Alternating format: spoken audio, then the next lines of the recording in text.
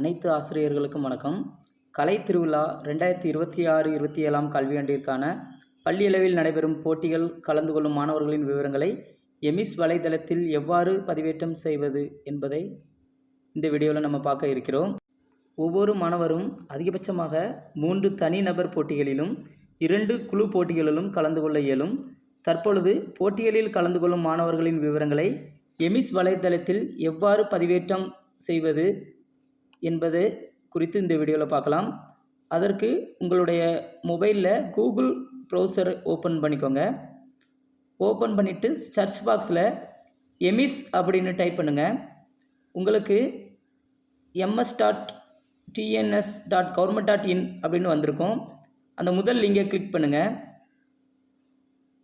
நீங்கள் கிளிக் பண்ணதும் user name பாஸ்வேர்டை பண்ண சொல்லி கேட்கும்.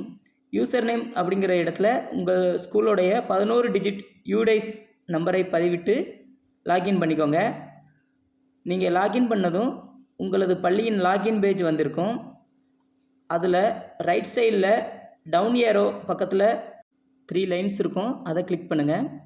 அதை கிளிக் பண்ண உடனே உங்களுக்கு ஸ்கூலுங்கிற ஒரு ஹெட்டிங் வந்து தெரியும்.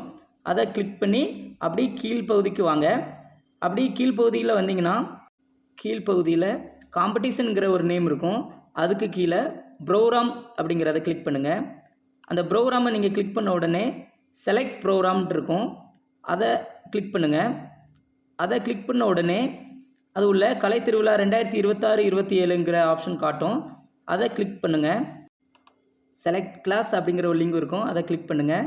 நீங்கள் கிளிக் பண்ணதும் 1 முதல் 12ஆம் வகுப்பு வரை 5 கேட்டகரியாக பிரிக்கப்பட்டு காணப்படும். அவற்றில் நீங்கள் எந்த கேட்டகரியில் உள்ள மாணவர்களுடைய விவரங்களை எமிஸ் தளத்தில் பதிவு செய்ய வேணுமோ அந்த கிளாஸை செலக்ட் பண்ணிக்கோங்க. அதை செலக்ட் பண்ணோன்னே அடுத்ததாக டைப் ஆஃப் காம்படிஷன் அப்படிங்கிற லிங்க் இருக்கும். அதில் உள்ள இண்டிவிஜுவல் அண்ட் குரூப் அப்படிங்கிற ஆப்ஷன் இருக்கும். தனிநபர் போட்டினா இண்டிவிஜுவலை செலக்ட் பண்ணிக்கோங்க. டைப் ஆஃப் ஈவெண்ட் அப்படின்ட்டு காணப்படும். அதில் தனிநபர் போட்டியில் அவங்க எந்த போட்டிக்கு கலந்துக்கிட்டாங்களோ அந்த போட்டியை வந்து நீங்கள் செலக்ட் பண்ணிக்கோங்க.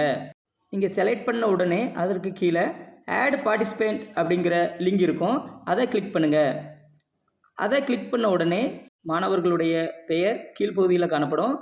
அதில் எந்த மாணவர் இதில் கலந்து கொள்கிறார்களோ அவர்களுடைய நேமை டிக் பண்ணுங்கள். டிக் பண்ணி சப்மிட் அப்படிங்கிற ஆப்ஷனை கிளிக் பண்ணிக்கோங்க. நீங்கள் சப்மிட் கொடுத்த உடனே மேல் பகுதியில் க்ரீன் டிக்கில் பார்ட்டிசிபேண்ட் ஆடட் சக்ஸஸ்ஃபுல் அப்படிங்கிற தகவல் உங்களுக்கு மேல் பகுதியில் வரும். இதன் மூலமாக மாணவர்களுடைய பெயர் வந்து உள்ள ஆட் செய்யப்படுகிறது. ஆட் செய்யப்பட்டுள்ள மாணவர்களின் விவரங்களை அறிந்து கொள்ள வியூ பார்ட்டிசிபெண்ட் அப்படிங்கிற லிங்கை கிளிக் பண்ணுங்கள். கிளிக் பண்ணிங்கன்னா நீங்கள் ஆட் செய்யப்பட்டுள்ள மாணவருடைய நேம் வரும். ஒருவேளை அவங்களுடைய நேமை ரிமூவ் பண்ணணுன்னா சைடில் இருக்கக்கூடிய ஆப்ஷனை கிளிக் பண்ணி ரிமூவ் பண்ணிக்கோங்க. நீங்கள் ரிமூவ் பண்ண உடனே மேல் பகுதியில் க்ரீன் டிக் ஒன்று உள்ளும். அதில் பார்ட்டிசிபெண்ட் ரிமூவ்ட் சக்ஸஸ்ஃபுல் அப்படிங்கிற ஆப்ஷன் உங்களுக்கு காட்டும். ஸோ இதன் மூலமாக மாணவர்களுடைய பெயர் வந்து ரிமூவ் செய்யப்பட்டுள்ளது. இதை திரும்பியும் வெரிஃபை பண்ணணுன்னா வியூ ஆப்ஷனை கிளிக் பண்ணி மறுபடியும் நீங்கள் வெரிஃபை செய்து கொள்ளலாம்.